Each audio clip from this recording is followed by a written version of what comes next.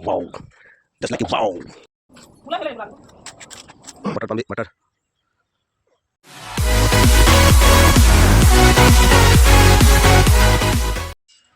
Jai tukoba na mayam ko chan go sanu do hello mayam ko ke gamay pali mayam ko ngai palong na khali ko mayam no mayam ngasi se kamu mayam jebuna si akoi jumgi cha daba khara ko ko gi hinjang na piga thaja ba ko hinjang na pigi bagan gi video khara mayam jengmina si ko ngasi jangan jara ado mayam video se hawding mang na ko aina uli se hangam pami ne ba hangam pami je bagan nate ba ya koi tacho gi siri kumham da ne ko gi mathon ta horok pani ba ko gi hangam maru kha yum ta ho ko lo budi horok pani ba horok pani ji khuppa je je mayam kuchawni kangwa se mobile na kari kamai ui ba khangde asol madine kuchawni yang ui se dam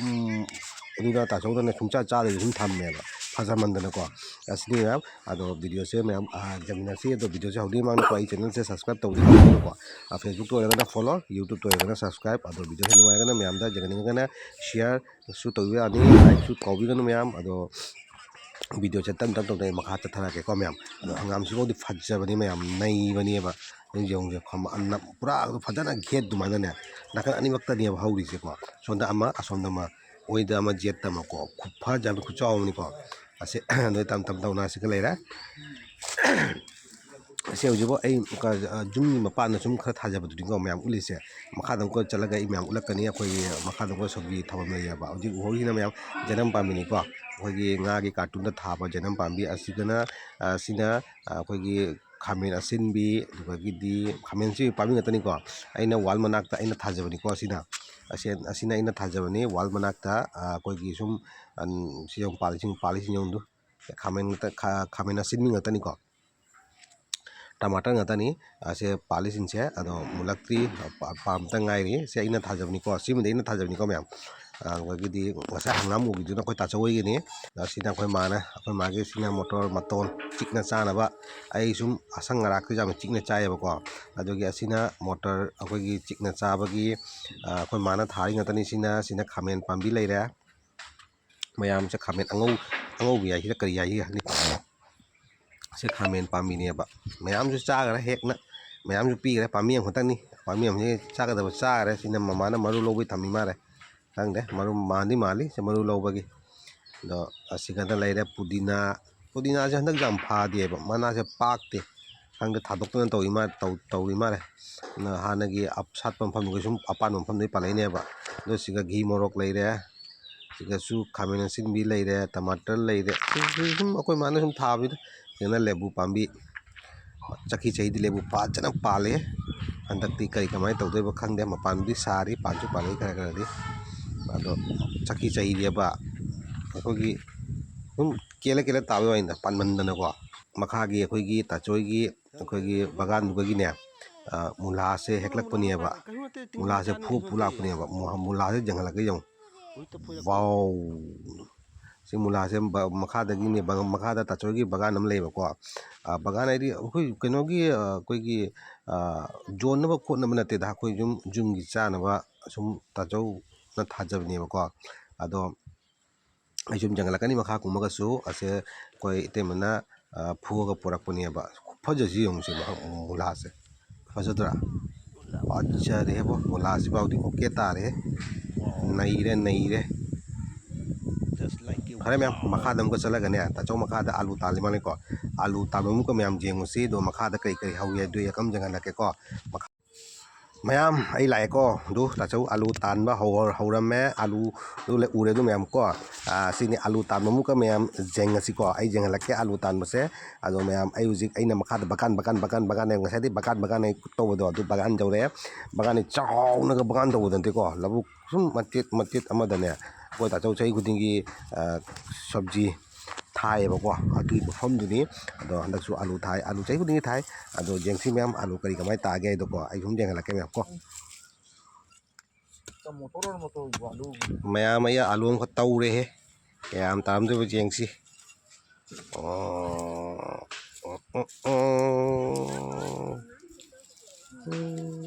ai alu di macam ngata tu alu di tai hai bu ne macam ngata chau di ni alu se du macam ngata alu mapop chawbi no te ba ekdom chawbu no te ba tari se du khangde mathang kam pambi da kedom dei ba si pambi si ma dikha di phajaye kamai taram alu cho jang ngodra jeng si mayam ai ta lage huzik si pambi si mani khara di khoi gi si gri khara di phajari ba jeng ya singu ta laga si makha dam kalin lagam ga na alu macha lagam asoba lagam ra jeng si me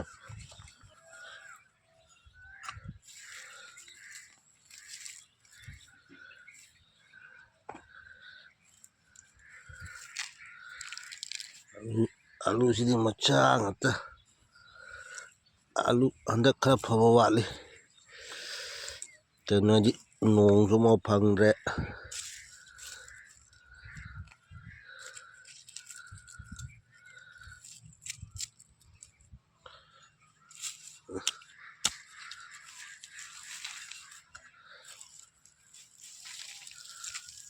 ade ade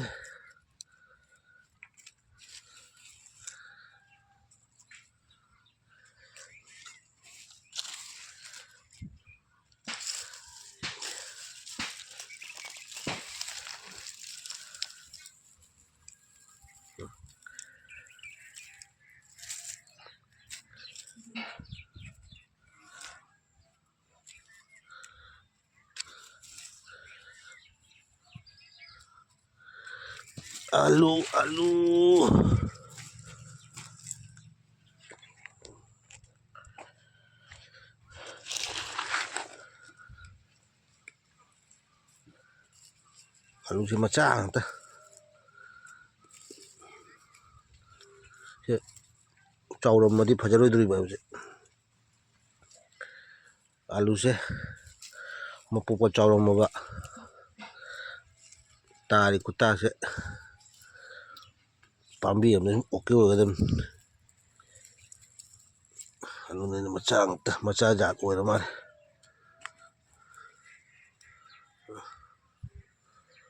macha jat oira mar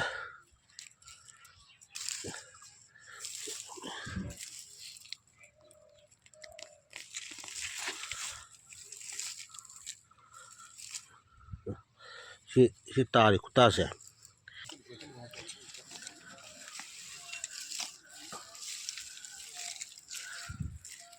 si kuta sibu kuta yu phajadra ba sibu taw sibu alu jingi loi chawram madi kari oi dui na ba sibu nai roi duri ba ba sibu macha ta alu ne na si kuta si yo kya phajana pan ngora ma alu cha loi chawram mundana khanga da bani si pambi sigagi jengsi alu kyam tai kyam phajari pambi du du ngho se si pambi sigagi jengsi me alu kyam tai do po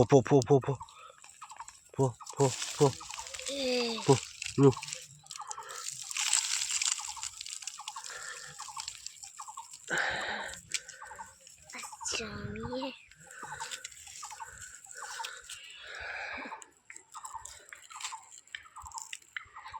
si alu ta men ta ye ba ko kintu alu se macha ne ba macha ni aduna se alu se chawram ma ba pambi am ke jemi hendoi ne ba je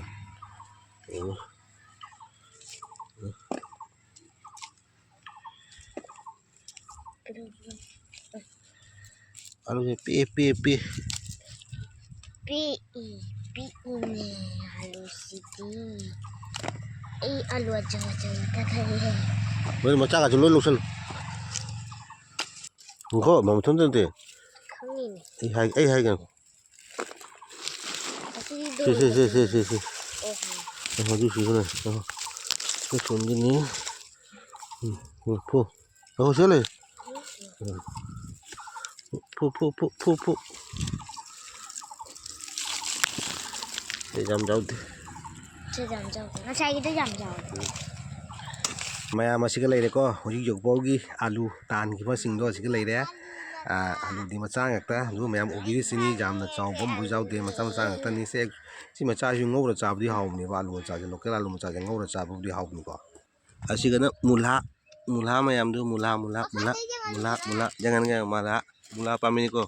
mula sih jangan lagi yang mula lagi jangan lagi yang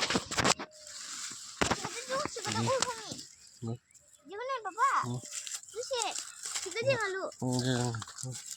Ngasagi mula fuklak ko do ite bana asigay niya ba asigay ni fuga ga purai do mula fuklai do ado yung se mayam mula sing yung se ko to ko mayam jaw re du to yung jaw do ba si bu yung do kam jaw no yung do asigay ni ngasai ite bana fuga pulai do ate ka lai ri ate jang la kani mayam video se skip to bi nu ngai de ni video se jo subscribe to mi jaw bi please subscribe jang to sun bi ro facebook to ga na follow to ba kaubiganu ado video se ngai ga na share to like amam tang kuwi ram ko me am ko bi nu ko channel te subscribe mu follow to ba mula sing yung nu kyam chaw nu yung nu ko mula mula nge mula no ba ka chia chaw bi haw ne ai ja sang sang mata ni chia chai ke thomo ko ba yung hawai ga mula ga irom masu okay ta ne me am tra haw ne hawai ga mula ga bagi di ngamu ga mula ga orom ga mula ga okay ta ne loina akhoi gi jum gi thajabni na ba kusum sa ga yaudar ni ko se organic ni ko santhi unthi ta ni hapa ga se ta hoise ekdam se bazaar de leida cha de chu mana kha thara cha bana best ni natra mem motor pambi motor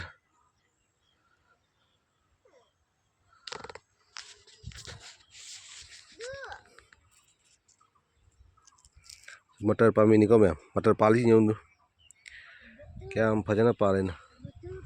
motor pambi du motor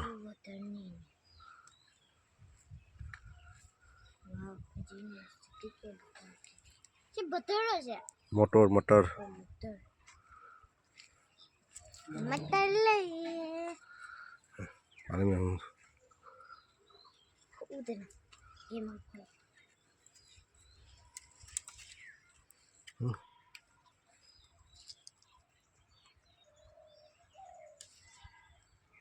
Anh nani ko kuat. yo pandra Betul. nak sitara pandhong na ura de horan ko du nang hektu do China.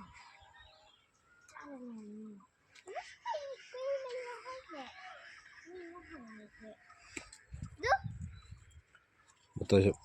marum chang ya pajan du marum chang ya pal thau di jam thaban te khatang ta ne ba line nan khatang ne ba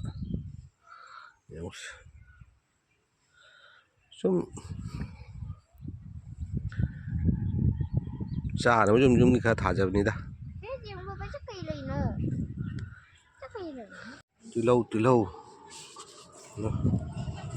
tilau gi lai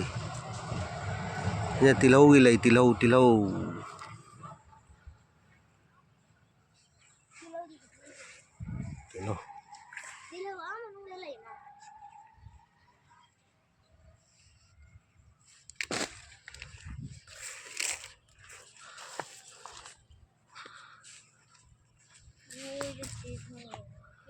Sigana akhoi motor macha desi motor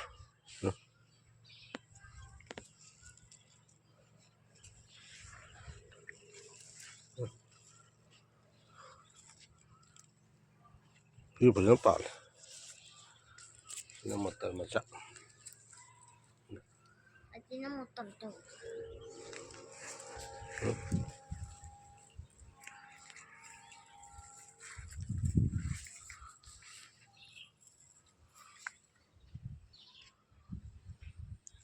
Ini motor macha ni sih na ini pal jong tu